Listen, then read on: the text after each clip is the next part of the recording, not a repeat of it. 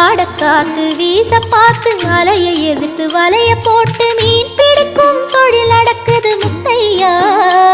கரை மீண்டு வர காவல் உந்தன் வேலையா. திருச்செந்தூர் ஆண்டவனே வேல் முருகா, தினம் உனக்கு நன்றி சொல்வோம் மால் மருகா. திருவடியில் தவம் இருப்போம் திருமுருகா, தீப்பெழுது நலமெனவே வடிவழகா.